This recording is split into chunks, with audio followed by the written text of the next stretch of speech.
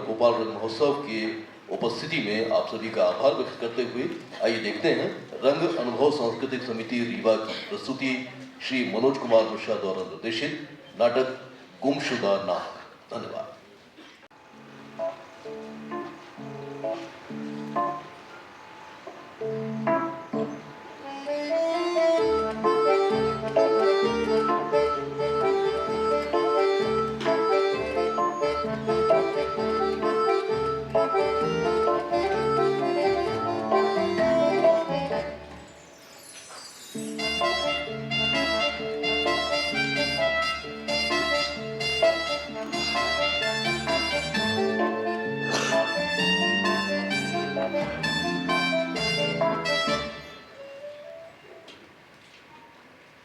मान लीजिए आज 1 अप्रैल है और दुनिया के लिए एक अत्यंत असाधारण, अकल्पनीय, आश्चर्यजनक, अभूतपूर्व घटना हमारे शहर भोपाल में 1 मास पहले हुई थी।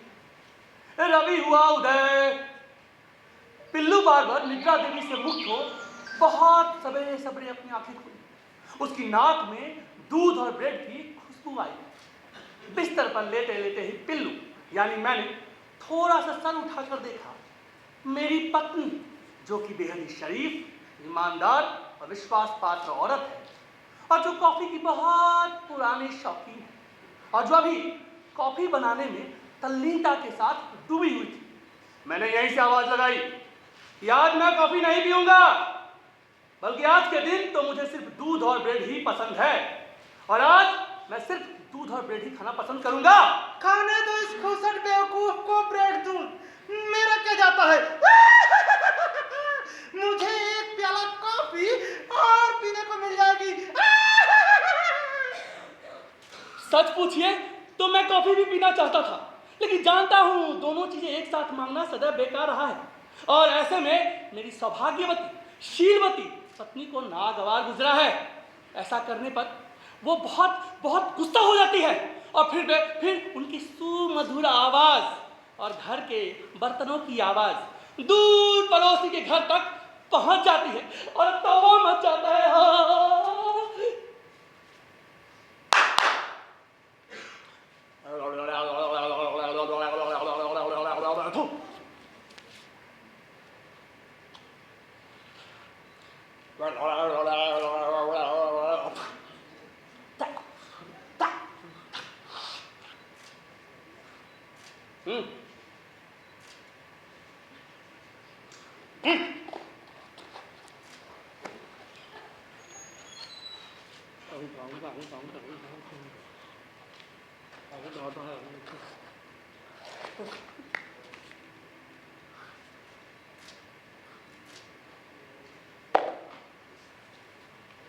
क्या चीज हो सकती है?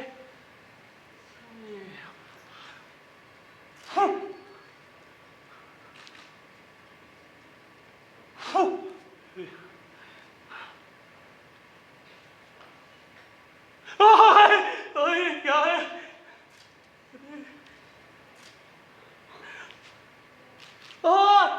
ये तो नाक है। ये नाक तो सांस ले रही है। ये नाक किसकी है? आपकी है? आपकी है? अरे हाँ, ये नाक तो बहुत जानी पहचानी सी लग रही है। अरे ये नाक तो हमारे जिले की सबसे सम्मानित नाक लग रही है, लेकिन ये यहाँ मेरे ब्रेड के अंदर क्या कर रही थी? नाक? ये नाक तूने कहां से काटी, कसाई बदमाश शराबी? मुझे 3 आदमी पहले ही बता चुके हैं कि तू उनकी दाढ़ी बनाते समय उनकी नाक को इतनी जोर से खींचता है कि भला नाक अपने जगह पे कायम कैसे रहेगी। मुझे तो साफ सुन गया था, मैं समझ गया था यह नाक किसी और की नहीं बल्कि हमारे जिले की सबसे सम्मानित संस्कार संवर्धन पदाधिकारी की नाक है। सुनो, एक कपड़ा ले आओ प्लीज।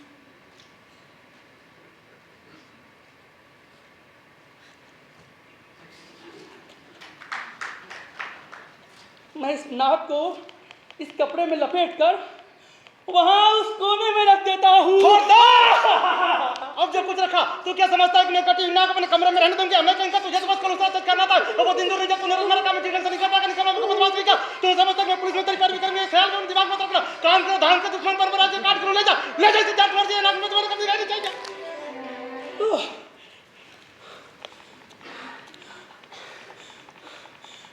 कुछ समझ नहीं आया। एक बार समझकर समझाकर बताओ प्लीज। खबरदार। हाँ अब जो कुछ रखा हाँ। तू क्या समझता है कि मैं एक कटी हुई नाक अपने कमरे में रहने दूंगी? अहमद कहीं का, तुझे तो बस कोलेस्ट्रॉल तेज करना आता है। और वो दिन दूर नहीं जब तूने रोजमर्रा काम ठीक ढंग से नहीं कर पाएगा। निकलना बेवकूफ बदमाश कहीं का। और तू समझता है कि मैं पुलिस में तेरी पैरवी करूंगी? ये ख्याल ही अपने दिमाग में मत रखना। काम के न धाम के दुश्मन मन भरा नाच के काट के ले जाओ इसे जहां तुम्हारा जी चाहे। ये नाक दोबारा मेरे कमरे में दिखाई नहीं देनी चाहिए। माँ कसम, परमेश्वर ही जाने, सॉरी परमेश्वर ही जाने क्या होगा।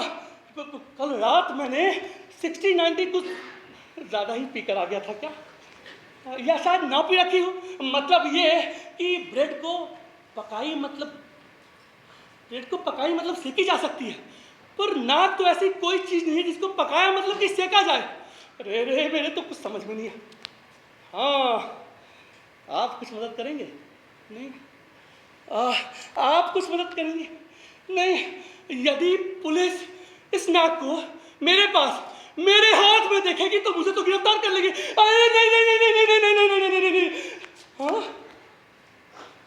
प्रेस की हुई पुलिस की वर्दी, सिर पर कैप, नीली डोरी, कमर में चमड़े का बेल्ट, उस पर रिवॉल्वर, पाँव में चमड़े का काला जूता, हाथ में बेल्ट का 3 हाथ का डंडा। नहीं नहीं नहीं नहीं नहीं। मैंने अपने कपड़े पहने और गमछा सिर पर रखा और फिर पत्नी की गालियों और लगातार कोसते रहने के कारण इस नाक को कपड़े में लपेटकर सड़क पर निकल आया।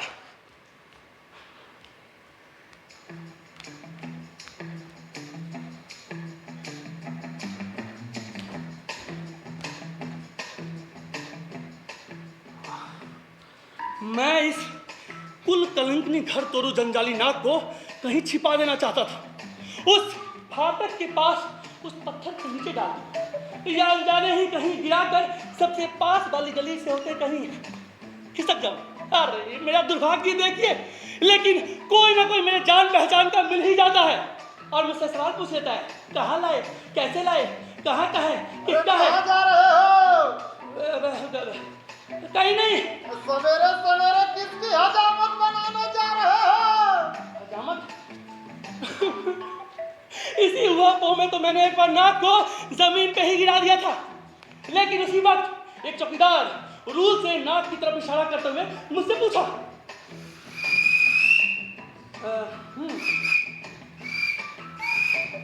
हाँ,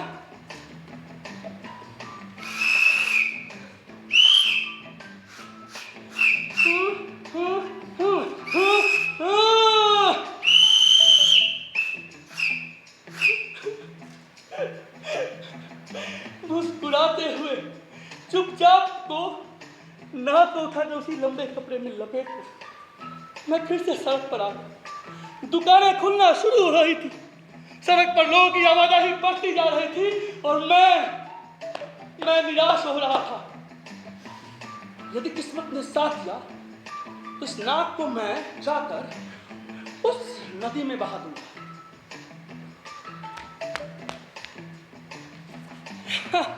लेकिन यही मुझसे भूल हो गई कि आप सुधी दर्शक को, आपको मैंने अपने बारे में, अपनी शोहरत के बारे में कुछ नहीं बताया है। बस कर, अब मेरा नंबर है और मुझे अपने बारे में बताना है। अरे तो ठीक है, मैं बता देता हूँ कि तूने इस शहर में क्या क्या झंडे गाड़े हैं। जा, तो बड़े इज्जतदारों और कलाकारों की कलाकारी के बारे में सोचने वालों की तरह ही पिल्लू बार्बर बला का शराबी है। बदनाम मत कर मुझे। Shut up. and get out now. हालांकि पिल्लू रोज दूसरों की दाढ़ी मूड़ता है, लेकिन उसकी अपनी दाढ़ी खूब बढ़ी हुई है। उसके कोट की कॉलर चितकबरा से भी खतरनाक दाग धब्बों के मिश्रण से बनी है। 3 बटनों की जगह सिर्फ धागे निर्जीव की तरह लटके हुए हैं, जिसे पिल्लू अपनी पूंजी समझता है और जो संग्रहालय में रखने की चीज है। हालांकि पिल्लू बेहद नक चढ़ा इंसान है, लेकिन पदधारी उससे दाढ़ी बनवाते समय अक्सर कहता है, पिल्लू तुम्हारे हाथों से बदबू बहुत आती है। पर मेरी तो कोई ऐसी वजह समझ नहीं आती कि बदबू आए। अब आती तो है बड़े मियाँ, लेकिन मैं क्या ही बताऊं। फिर पिल्लू एक चुटकी। बहुत बदनामी कर ली तुमने। तो mister, get out and get lost. और फिर मैंने एक चुटकी नस्वार अपने नाक में खींचते हुए संस्कार संवर्धन पदधारी को जवाब के रूप में उनके गालों पर, उनके कान के पीछे, उनके थोड़ी के नीचे, मतलब कि जहां भी मेरा मन आया साबुन मल मल के झाग उठाता रहा। अच्छा, अब मैं शायद इस नाटक से भटक गया हूं। अब मैं पुनः आपको इस नाटक गुमशुदा नाक पर ले चलता हूं। अब मैं यहां से सीधे पुल की रेलिंग पर पहुंच गया। सबसे पहले मैंने अपनी खुफिया नजर चारों तरफ घुमाई, फिर अपनी नजर दाईं तरफ घुमाई, टिक टिक टिक टिक टिक टिक टिक टिक टिक टिक टिक, फिर अपनी खुफिया नजर बाईं तरफ घुमाई, डम डम डम डम डम डम डम डम डम डम, और फिर पुल की रेलिंग पर चढ़कर इस तरह देखने लगा जैसे मछलियों को गिन रहा हूं। 1 2 3 4 5 6 7 80 90 100, और चुपके से नाक को नदी में प्रवाहित कर दिया। ऐसा लगा जैसे सिर से कई मन बहुत उतर आया है। अब मैं अपने कदम कॉफी शॉप की तरफ बढ़ा। सबसे पहले कॉफी मंगाई और कॉफी पी।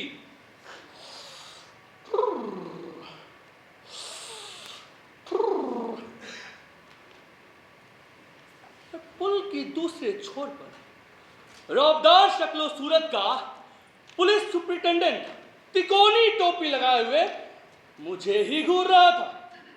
मैंने सभ्यता और शालीनता के साथ दंडवत प्रणाम किया। सलाम साहब। सलाम छोड़ो मेरे दोस्त, तुम ये बताओ कि तुम पुल पर क्या कर रहे थे? पुल पर? मैं तो मछलियों को गिन रहा था। झूठ मत बोलो। आजकल मछलियां अंडे भी देने वाली है। तुम क्या समझते हो कि तुम इससे बच जाओगे? तुम साफ साफ बताओ कि क्या कर रहे थे? साहब, मैं आपकी अब 1-2 दिन में अब कई बार आपकी दाढ़ी बना दिया करूंगा बिना किसी चूचा पर के। सरकार, नो मेरे बच्चे, मेरी दाढ़ी बनाने के लिए तो 3 हजाम पहले से ही मौजूद है। वो इसे अपने लिए फक्र और इज्जत की बात समझते हैं। तुम बस ये बताओ कि तुम पुल पर क्या कर रहे थे? पुल पर? क्या कर रहे थे? तो बोलो मत तो सितला पता का क्या कर रहे थे? ये दोनों मासे के तो लोग पसंद मत कर। पिल्लू को काटो तो खून नहीं। उदल मासे पिल्लू की आगे की कहानी हमें मालूम नहीं। क्या हुआ पिल्लू का? वो तो मासे को तो लाइट ऑफ ले, वो तो कितना पोस्ता लाइट्स ऑफ।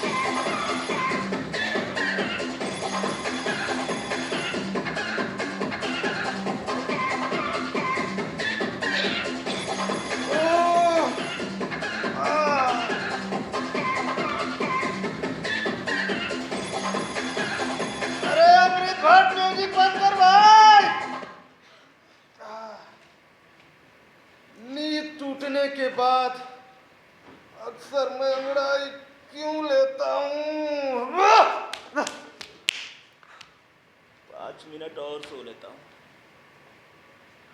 क्या आप इनके बारे में जानना चाहते हैं, ताकि खुद समझ सके कि संस्कार संवर्धन के पदधारी किस किस्म के अधिकारी हैं? हाँ बताइए। साहिबान, मेहरबान और सुधी दर्शकों, यह पद विद्या अध्ययन, विशेषज्ञता या विशेष अनुभव से प्राप्त नहीं होता है। यह पद कृपा प्राप्त होने से मिलता है। यह बिल्कुल अलग ही कोटि का पद है। इस असाधारण पद के बारे में आप कुछ भी कहेंगे तो छोटे कर्मचारी से चुने हुए प्रतिनिधि भी अपने ऊपर आक्षेप मानते हैं। हालांकि अभी सभी पदों और अहदों के बारे में सच यही है, पद मिले अभी 2 वर्ष ही हुआ है, इसलिए अपनी प्रतिष्ठा में प्यारे प्यारे गोते लगाते रहते हैं। अपना रौब जमाने के लिए संस्कार संवर्धन पदधारी की जगह दाता मालिक कहलवाना पसंद करते हैं। इन्हें रोज रिवर फ्रंट में टहलने की आदत है। कॉलर हमेशा दूध सी सफेद और कलफ किए हुए होती है। मुझे तो नथुलाल जी जैसे कुछ पुलिस लोग सॉरी आमतौर पर शरीफ लोग ही रखते हैं, जैसे मंटो की कहानी की पात्र मोहम्मद भाई। आप यहाँ किसी खास मकसद से आए हैं। अगर वो मकसद पूरा हो जाएगा, इनके पास बहुत सी मुहरें हैं जिनमें दिनों के नाम सोमवार, मंगलवार, बुधवार, गुरुवार, शुक्रवार, शनिवार उकेरा हुआ है। अरे रविवार को देश में छुट्टी होती है पर साहब। हाँ, आप यहाँ आने के खास काम में यदि कामयाब हो जाएंगे तो आपको कोई और बड़ा पद मिल जाएगा। अब आप सुधी दर्शक हैं, समझ रहे होंगे कि मेरा इशारा किधर है। अगर वो नहीं तो कुछ बड़ा हासिल कर ही लेंगे। हाँ, विवाह करना भी शेष है, क्योंकि चाहते हैं कि दुल्हन के पास उंडा ये होना चाहिए। अभी आप सुधी दर्शक स्वयं अंदाजा लगा सकते हैं कि औसत आकार की ऐसी नाक के बजाय जो कोई खास बदसूरत नहीं थी, जिसका वर्णन करते समय हमारे मालिक की मनोदशा क्या रही होगी। मेरी नाक, हे भगवान, कहीं मैं सपना तो नहीं देखता।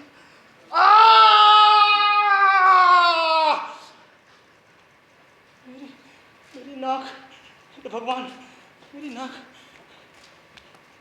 सड़क पर एक भी टैक्सी ऑटो दिखाई नहीं दे रहे हैं, पर मैं रुकूंगा नहीं। मुंह पर कपड़ा लगाकर या मास्क लगाकर पैदल ही चलूंगा।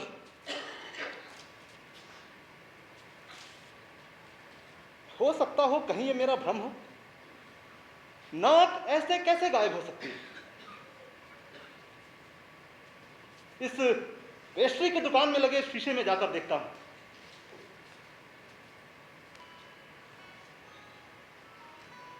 भगवान की कृपा से यहां कोई है कि नहीं, मैं आराम से देख सकता हूं।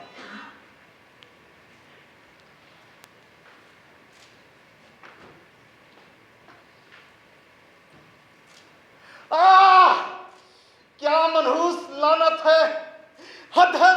अरे नाक की जगह कुछ तो होता।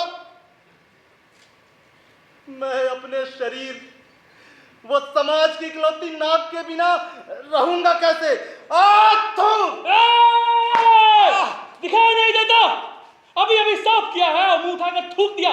आपके समाज में कोई नाक वाक है कि नहीं?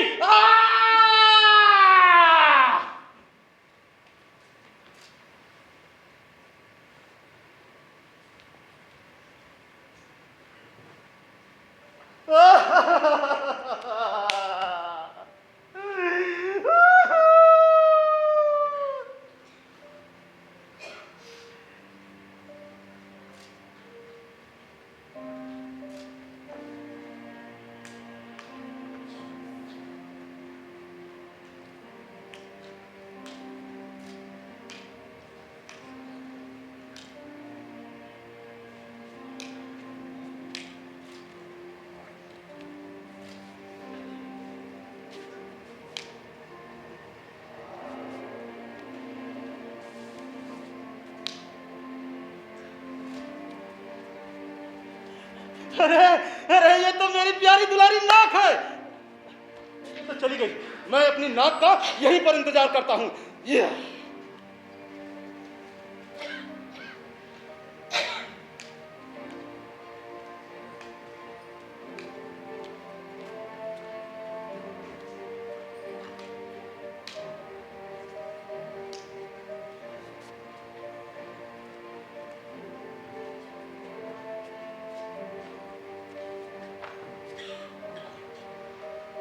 मेरी नाक ने तो मुझे पहचाना ही नहीं।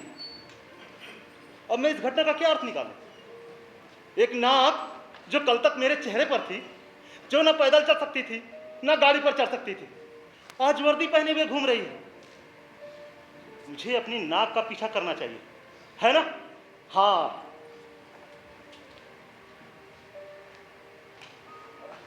क्या मैं उनके पास जाऊं?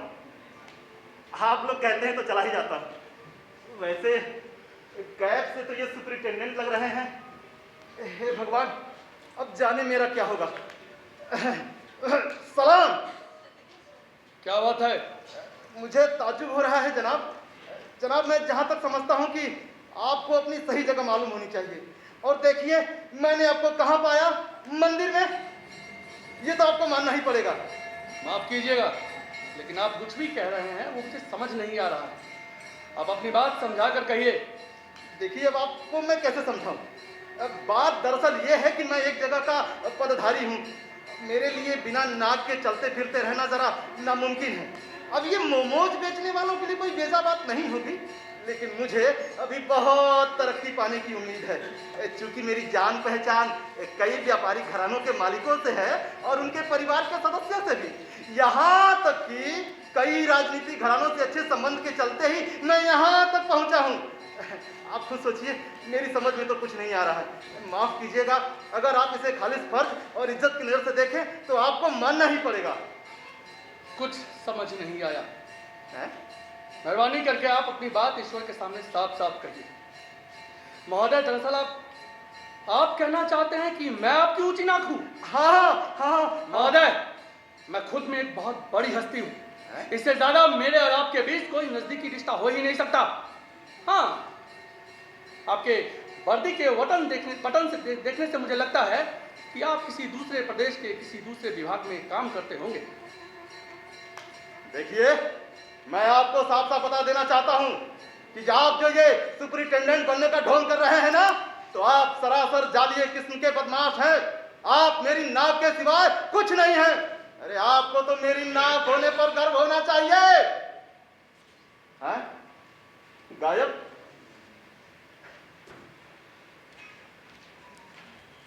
नाक मेरी है, इसके अनगिनत प्रमाण मेरी तस्वीरों में दर्ज हैं। लेकिन मेरी नाक मेरे शरीर को छोड़ने के बाद से न जाने कहां से अनगिनत अदृश्य शक्तियों को पा गई है। देखिए ना, क्या नए नए रूप बदल रही है। क्या तो स्थान बदल बदल कर अपनी प्रतिष्ठा को बढ़ा ले रही है। और मैं मुंह छिपाए अपनी पर्सनल नाक को अपनी पहचान छुपाकर खोज रहा हूं। मैं तो किसी को बता भी नहीं सकता।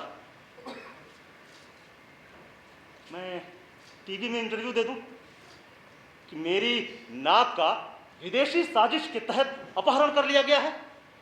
नहीं नहीं नहीं नहीं, ये ठीक नहीं रहेगा। मुझे क्या करना चाहिए?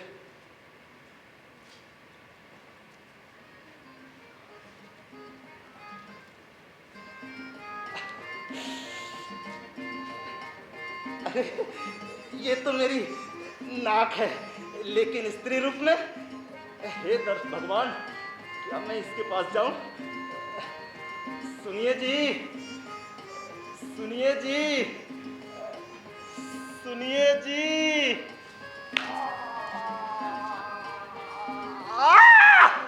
अरे, अब यही दिन देखना रह गया था कि बिना अपनी गलती के बीच सभा में एक अबला पुरुष अपनी ही नाक के हाथों थप्पड़ खाए। हे दर्शक भगवान, क्या मैं एक बार फिर से आवाज लगाऊं? अच्छा, ठीक है। हे मेरी नाक की माया जी, सुनिए ना, आप जो ये नया नया रूप ले रही हैं, तो असल बात यह है कि मैंने आपको अपने होशो हवास में आपको पहचान लिया है। अब आप अगर ब्यूटी पार्लर में जाकर अपना पूरा मेकओवर भी करा लेंगी, तब भी मैं और हमारे ये प्यारे दर्शक आपको पहचान लेंगे। तो आप कृपया करके किसी तरह से बाहर आ जाइए। मेरी प्यारी नाक, अपनी सही जगह पर आ जाओ। मेरी प्यारी नाक तो मेरी बात सुन ही नहीं रही है। मुझे भूख हड़ताल करना होगा, आमरण अनशन।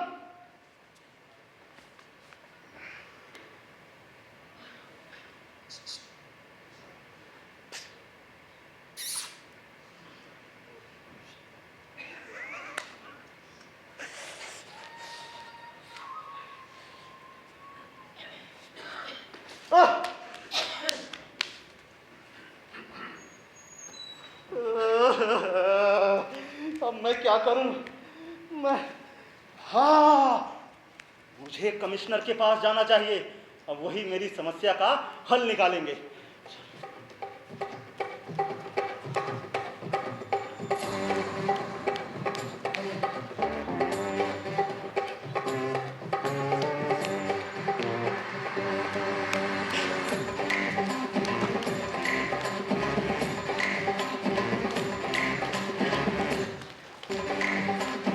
अरे सरपंच सरपंच कहाँ भागे जा रहे हैं? कमिश्नर साहब है?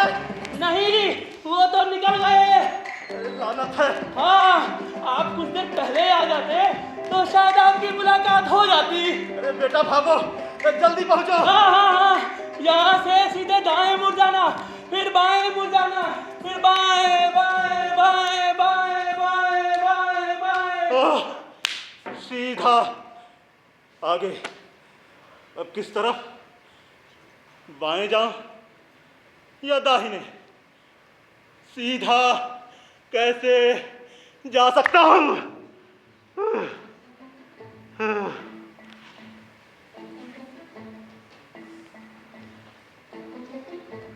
मुझे अपनी नाक, जो बिना मेरे मुंह के जगह जगह अपने मन से घूम रही है, की रिपोर्ट पुलिस में कर देनी चाहिए। जब पुलिस वाले उसे खुद पकड़कर मेरे पास लेकर आएंगे तब उसे समझ में आएगा। लेकिन नहीं, मेरी नाक तो खुद पुलिस महकमे में बड़े होने पर। ऐसे में नाक खोजने की तमाम कोशिशें या तो बिल्कुल बेकार साबित होंगी या ईश्वर न करे अनंत काल तक चलती रहेगी। मुझे क्या करना चाहिए? हाँ, मुझे अपनी नाक का इश्तिहार अखबार में दे देना चाहिए। तब तक कोई भी उसे पकड़कर मेरे पास लेकर चला आएगा। मैं तूफान की गति से आधी की तरह अखबार के दफ्तर निकलता हूँ। सुई सुई सुई सुई सुई सुई।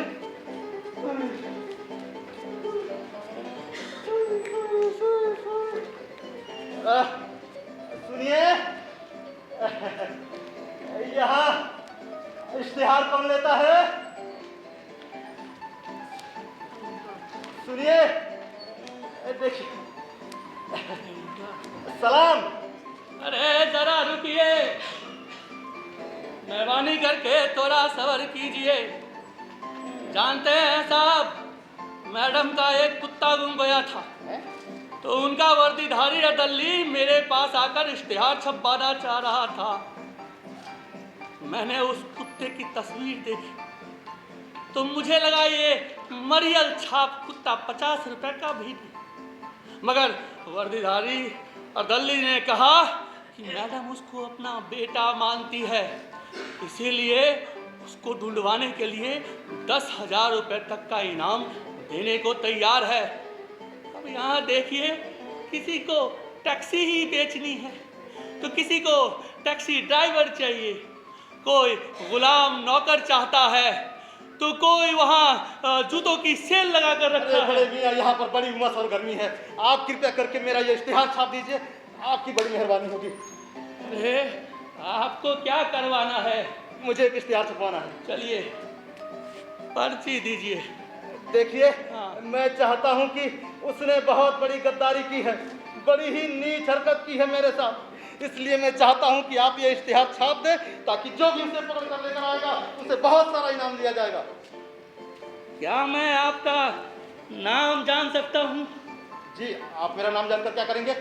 देखिए, मैं आपको अपना नाम नहीं बता सकता। बात दरअसल ये है कि मैं शहर के बड़े बड़े अधिकारियों को जानता हूँ और उनके परिवार के सभी सदस्य मुझे अपना मानते हैं। मैं बड़े बड़े क्लबों का मेंबर हूँ और सबसे बड़ी बात है कि अगर किसी की नज़र इश्तिहार पे पड़ गई तो ऐसा करिए, आप लिख दीजिए पदधारी। हाँ, ये ठीक रहेगा। अरे नहीं नहीं नहीं नहीं, रुकिए रुकिए रुकिए, ऐसा करिए, आप लिख दीजिए एक सभ्य, कुलीन, इज्जतदार, समझदार नागरिक। हाँ, ये ठीक रहेगा। जो गुमशुदा हो गया है वो आपका गुलाम नौकर था। अरे गुमशुदा मेरा नौकर नहीं बल्कि गुमशुदा मेरी नाक हुई है। ऐसा अजीब नाम है। तो नाक महाशय आपको मोटी रकम की चोट देकर चंपत हो गए हैं। आप बिल्कुल गलत समझ रहे हैं। नाक कोई इंसान नहीं है, बल्कि वो तो मेरे शरीर का अभिन्न हिस्सा है। मेरे शरीर का न जाने कैसे गुम हो गई। कैसे गुम हो गई, कुछ समझ नहीं आ रहा है। मुझे माफ कीजिएगा। ये समझ में तो मेरे भी नहीं आ रहा है। इसीलिए तो मैं चाहता हूँ कि आप ये इश्तिहार छाप दें, ताकि जो भी उसे पकड़ कर लेकर आएगा उसे बहुत सारा इनाम दिया जाएगा। आप खुद सोचिए। देखिए ना, अब मैं अपने इकलौती नाक के बिना रहूँगा कैसे।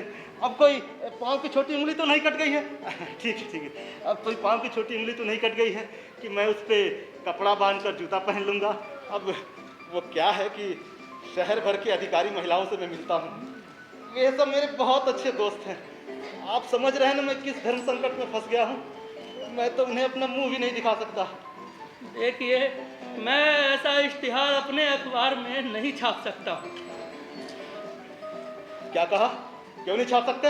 अरे नहीं छाप सकता हूँ, इससे मेरे अखबार की नाक कटने मतलब की बदनामी होने का डर है। देखिए, मैं किसी कुत्ते के गुमने के इश्तिहार छापने की बात नहीं कर रहा हूँ, बल्कि जन्म से इनबिल्ड अटैच्ड मेरी नाक गुमने की बात है। देखिए, मैं ऐसा अविश्वसनीय इश्तिहार अपने अखबार में नहीं छाप सकता हूँ। अरे कहाँ जा रहे हैं? मैं बाल कटवाने जा रहा हूँ। देखिए, अभी ऑफिस का समय है, आप बाल कटवाने नहीं जा सकते।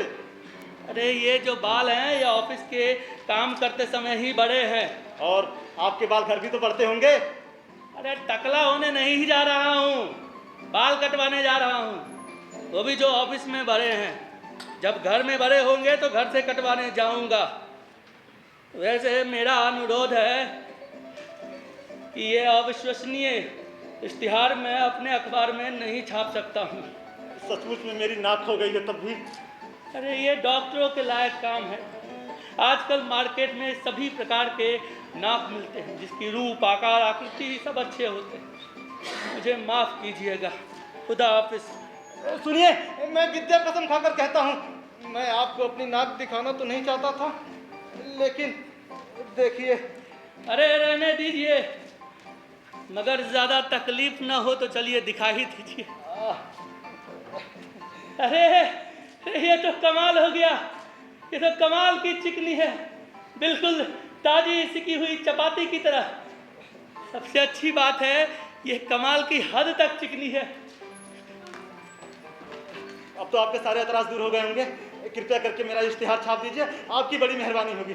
देखिए, इश्तिहार छापना तो बहुत आसान बात है, लेकिन मुझे लगता है कि आपको ऐसे आदमी को ढूंढना चाहिए जो शब्दों का खेल जानता हो। वो आपके गुमशुदा नाक का कहानी लिखकर दुनिया के सबसे बड़े अखबार में छपवाए, ताकि लोगों को भी आपकी गुमशुदा नाक का पता चल जाए और उनको एक दिलचस्पी की कहानी मिल जाए।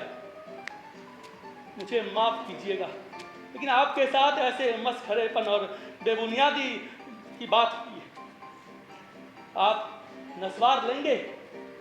आप मेरे साथ ऐसा मजाक कैसे कर सकते हैं, जबकि आपको मालूम है कि मेरे पास नस्वार का आनंद लेने के लिए कुछ है ही नहीं।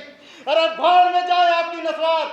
मैं ऐसी किसी भी चीज के लिए गवारा नहीं कर सकता, चाहे वो दुनिया की सबसे बढ़िया चीज क्यों ना हो। फिर आपके इस 2 कौड़ी नस्वार की क्या हैसियत। अब मैं क्या करूं? अब मैं किसके पास जाऊं? कौन बचा? हाँ, मुझे एसपी के पास जाना चाहिए, वही है।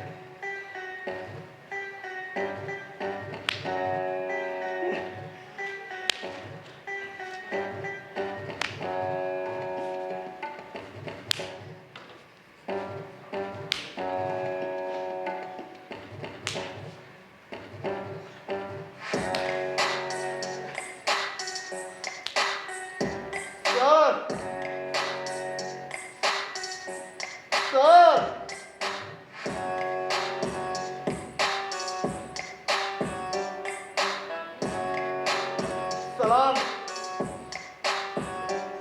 वाह, भोजन के बाद का समय आराम करने का होता है। मैं कलाकार और कलाकारी दोनों मुझे बहुत प्रिय हैं। मैं उनका कद्रदान हूँ। फूलों के गुलदस्ते, ब्रांडेड कपड़ों के सूट और कॉफी तो मुझे बहुत प्रिय हैं, पर मुझे सबसे ज्यादा प्रिय है रिजर्व बैंक के गवर्नर के दस्तखत वाले नोट। ना उन्हें खाना खिलाना है, ना उन्हें पानी पिलाना है, किसी के भी जेब में उसके लिए खूब जगह होती है। अगर वो गिर भी जाए तो सभी उसको उठा लेते हैं। सुनिए, भोजन के बाद का समय छानबीन का नहीं होता है। प्रकृति ने ही नियम बनाया है कि भोजन के बाद आदमी को थोड़ा आराम करना चाहिए। वैसे किसी भी बाइज्जत आदमी को इस तरह से उसकी नाक से अलग नहीं किया जा सकता। वैसे आप लोग ना जाने किन किन बदनाम जगहों में जाते हैं, देख लिया होगा किसी ने। मुझे बेहद अफसोस है कि आपके मुंह से ऐसी जली कटी बातें सुनने के बाद भी मैं अपने पक्ष में आपसे कुछ नहीं कह सकता। मुझे यहाँ नहीं आना चाहिए था। हे भगवान, मेरे भगवान, मैंने ऐसा क्या किया था जो मुझे ये सजा मिली? अगर मेरी बाह कट गई होती तो कोई बात थी, या मेरे कान कट गए होते तो थोड़ी तकलीफ तो होती, लेकिन कम से कम बर्दाश्त तो की जा सकती थी। लेकिन नाक के बिना तो आदमी कुछ रह ही नहीं जाता। ना वो इंसान रह जाता है, ना वो जानवर, बस एक कूड़े का ढेर हो जाता है जिसे उठाकर खिड़की से बाहर फेंक दिया जाए। यदि मेरी नाक मेरी गलती से या द्वंद्व युद्ध में मुझसे छीन ली जाती तो कोई बात थी, लेकिन मेरी प्यारी दुलारी नाक के चुपचाप गायब होने की कोई वजह नहीं थी, कोई तुक नहीं था। मेरी प्यारी दुलारी नाक को जाने से पहले 1 मिनट मेरे बारे में सोचना तो चाहिए था। कहीं मैं सपना तो अभी भी नहीं देख रहा। कैसा हास्यास्पद मेरा जीवन हो गया है।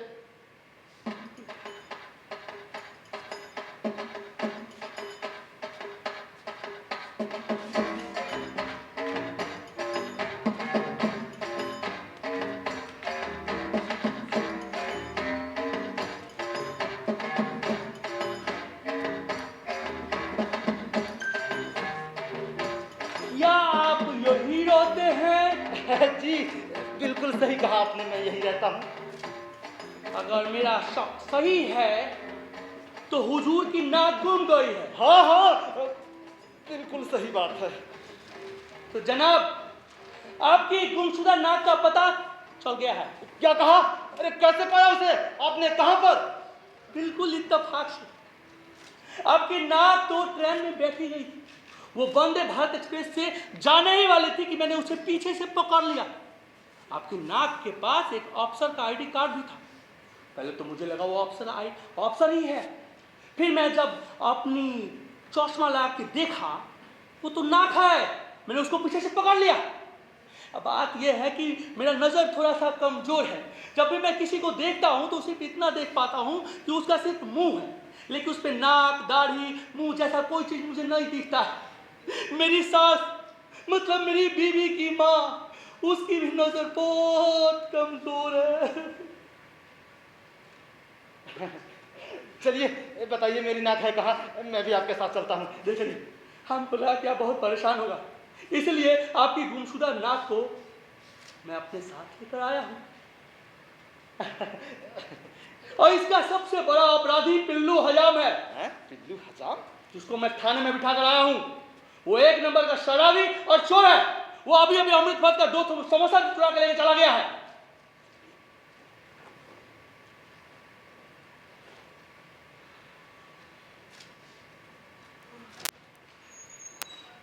ये आपका नाक वैसा ही है ना? हाँ, बिल्कुल वही है जो अलग होने के समय थी।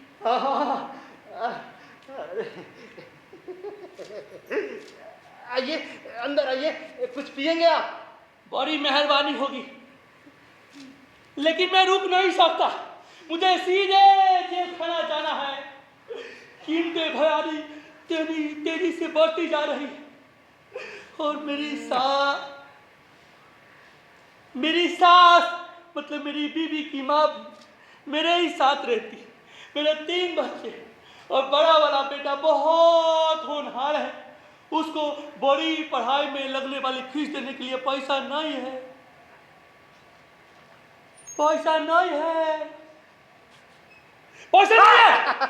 अरे सॉरी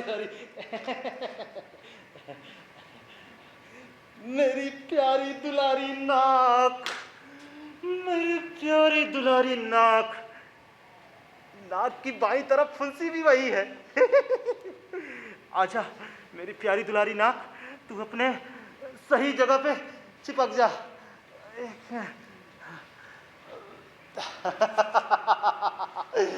मेरी नाक वापस आ गई।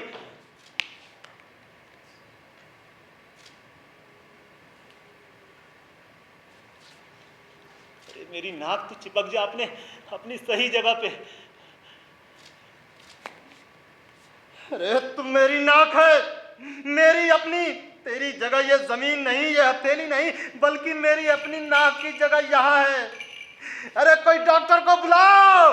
डॉक्टर डॉक्टर डॉक्टर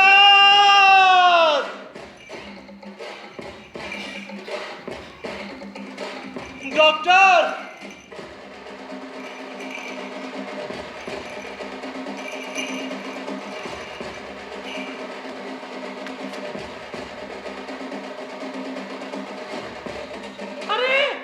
इस दुर्घटना को हुए कितना समय बीत गया है?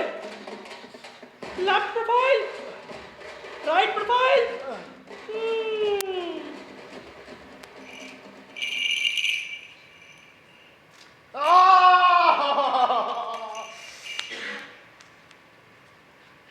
नहीं, ये काम नहीं हो सकता है।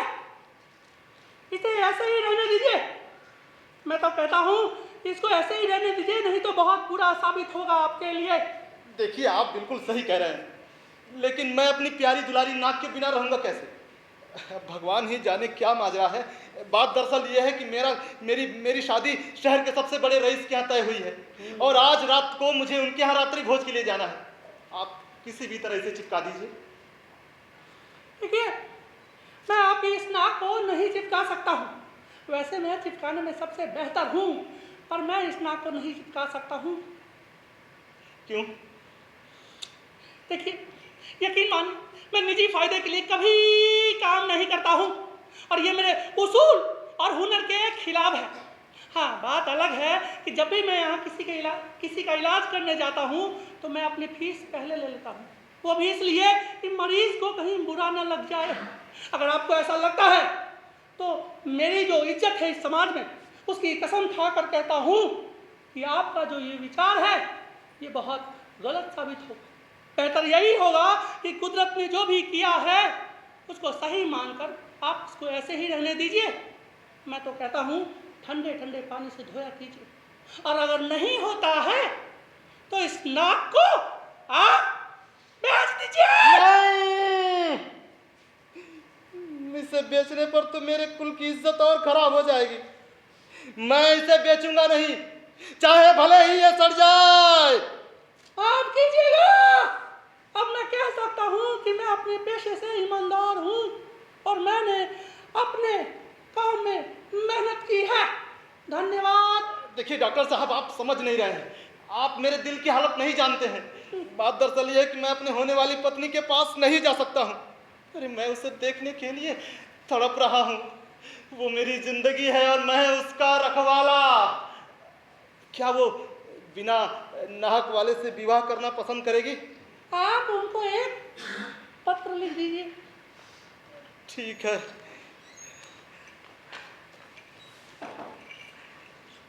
मेरी प्रिय सासू माँ, आह ईश्वर के किए को इस समय मैं समझाने में स्वयं को असमर्थ हूँ। आप बस इतना समझिए कि अब यह सब सोचने का कोई फायदा नहीं है।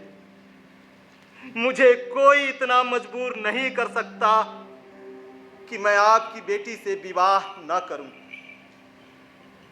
आप मेरी बात का विश्वास कीजिए।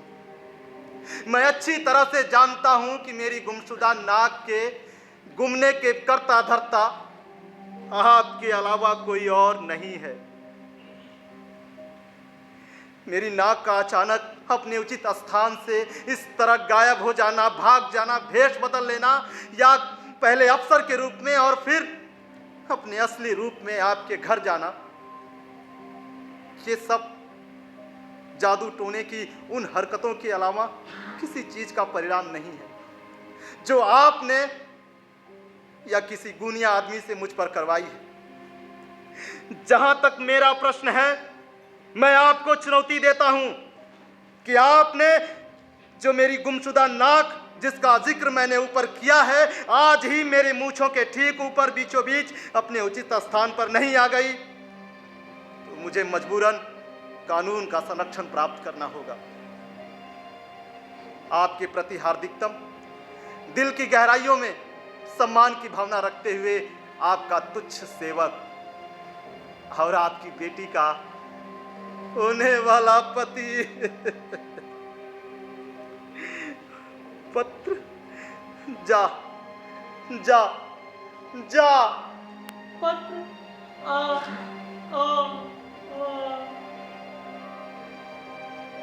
आपका पत्र मिला। मैं बेहद चकित हूं कि आपने मुझ पर अकारण और निराधार लांछन लगाए हैं। ये सब मेरे लिए अप्रत्याशित है। आपने किसी अफसर का जिक्र अपने पत्र में किया है जो मेरे घर कभी आया ही नहीं, ना अपने असली रूप में और ना ही कभी भेष बदलकर। हाँ, आपके मित्र तोतले जी जरूर यहाँ आए थे, जिन्होंने मेरी बेटी से विवाह करने का प्रस्ताव मुझे दिया, लेकिन विवाह के संबंध में मैंने उनका उत्साह अपने उत्तर से कभी बढ़ने नहीं दिया। आपने जिस गुमशुदा नाक का जिक्र ऊपर अपने पत्र में किया है, और यदि इसका अर्थ ये है कि मैं आपको नाक चढ़ाकर देखती हूँ और आप ये समझते हैं कि मैंने आपका प्रस्ताव ठुकरा दिया है, तो मुझे बेहद आश्चर्य है कि आप नासमझी वाले चरित्र हैं। यदि आप अपने शुद्ध हृदय से एक बार फिर से मेरी सुकुमारी बेटी के लिए विवाह का प्रस्ताव प्रकट करते हैं, तो मैं इस प्रस्ताव को तुरंत सहर्ष स्वीकार कर लूंगी। इसी विनम्र आशा के साथ आपकी सासू माँ आपके उत्तर की प्रतीक्षा में। आप दोषी हो ही नहीं सकते। आप दोषी हैं ही नहीं। आप दोषी कैसे हो सकती हैं?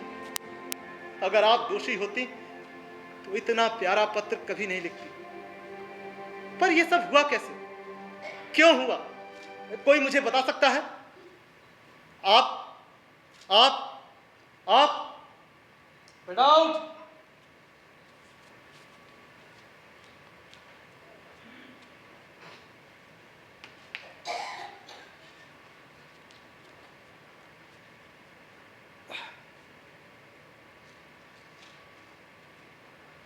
मेरी इस अकाट्य असाधारण घटना के बारे में अफवाहें राजधानी में आए मतगणना के रिजल्ट की तरफ फैल गई। अब मिर्च मसाला लगने में देर कितनी थी, जल्दी अफवाह फैल गई कि मेरी नाक रोज सुबह 3 बजे गुमशुदा पार्क में टहलने जाती है, मतलब कमला पार्क में। वहां तमाशबीनों की भीड़ लगने लगी, मेला लगने लगा। किसी ने कहा कि नाक पिछले 1 सप्ताह से सिटी में ईरानी चाय पी रही है। वहां तो गजब का हुजूम पहुंचने लगा। कल तो पुलिस तक बुलानी पड़ गई। मनुष्य की कल्पना यहीं तक नहीं रुक रही थी कि एक खबर ऐसी फैली कि मेरी नाक भोपाल रेलवे स्टेशन के पोहे के प्लेट में पाई गई है। फिर कुछ समय बाद न्यू मार्केट के सबसे बदबूदार सुलभ कॉम्प्लेक्स के लाइन में देखी गई है। अब तो अखबार में उसकी तस्वीरें भी छपने लगी। न्यूज चैनल वाले उसकी खोज चांद पर कर रहे हैं, और अब ये राष्ट्रीय सम्मान की बात हो गई है। और आज सुनने में ये भी आया है कि राजधानी के शहीद भवन सभागार में हमारी नाक के ऊपर नाटक भी हो रहा है। बताइए, और दर्शक हाउसफुल प्रस्तुति के बीच कलाकारों का स्वागत भी कर रहे हैं। आखिरकार ऐसे मसखरेपद और बेबुनियादी अफवाहें फैलाने की इजाजत क्यों दी जाती है? इन सबको तो जेल भेज देना चाहिए।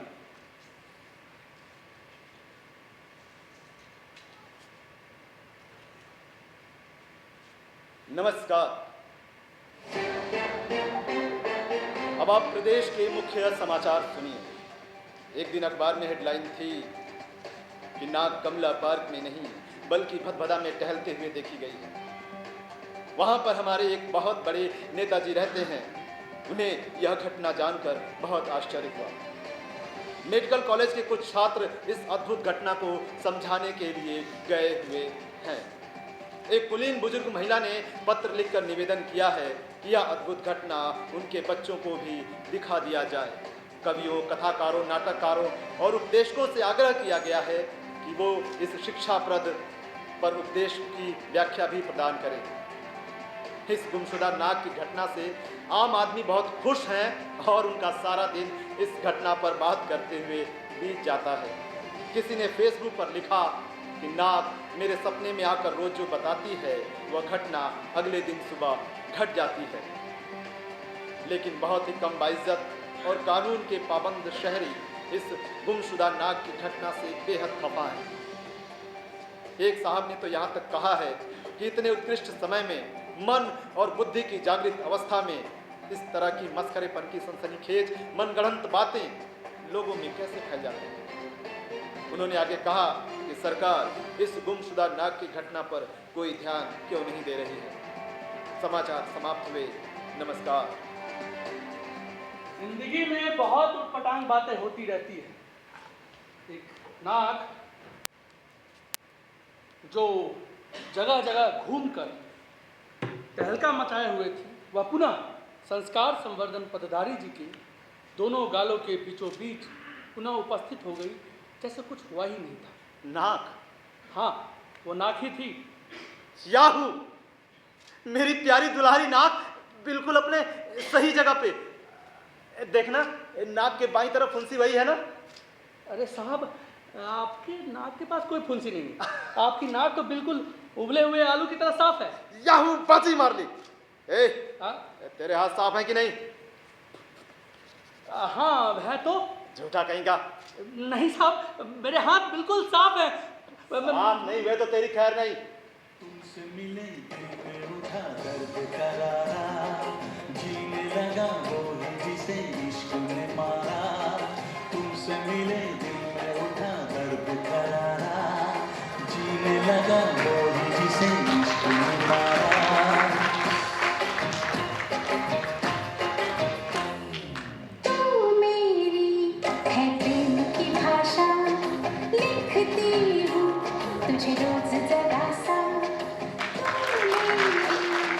जोरदार तालियों से स्वागत करें। 4 दिन हास्य नाटक था और 1 दिन व्यंग। तो व्यंग भी काफ़ी देर में जो सब्जेक्ट था नाग, गुमशुदा नाग को लेकर, काफ़ी गहरा विषय है जो इतनी देर से ये आपके सामने प्रस्तुत कर रहे थे। इसको अगर आप शायद पढ़ेंगे तो और अच्छे से इसके बारे में जान पाएंगे। ये बोरोस का ये नाटक है और ये आज जो मंचन हुआ है ये रीवा के समूह से हुआ है और मनोज मिश्रा इसके निर्देशक थे नाटक के। वो क्या कुछ कारणों से वो नहीं आ पाए, तो मंच पर रमन और हरकेश और जो संगीत संयोजन संचालन था वो अमृत का था। तालियां वहां तक पहुंच जाए। लाइट पर सोनू कुशवाहा थे। आप सभी का हम बहुत बहुत आभार व्यक्त करते हैं। लगातार 5 दिनों शुद्ध दर्शकों के लिए एक बार क्या बात है सर, बहुत क्या बात है। शुद्ध दर्शक, बिल्कुल सही कहा आपने, बिल्कुल सही कहा। ये क्या बात है, बहुत अच्छी बात। क्योंकि विषय इम्पोर्टेंट नहीं होता है, इम्पोर्टेंट ये होता है कि जो कलाकार मेहनत कर रहे हैं वो आपके समक्ष जो प्रस्तुत कर रहे हैं उसके लिए भी आपका सपोर्ट मिले। हम बहुत आभारी हैं आपके 5 दिनों के लिए, और आगे आने वाले कोई भी नई प्रस्तुति में हम आपको सूचित करेंगे, और अगले साल हम 19वां नाट्य समारोह लेके आएंगे। आप सबका बहुत बहुत धन्यवाद। शुभ रात्रि, शब्बा खैर, नमस्कार।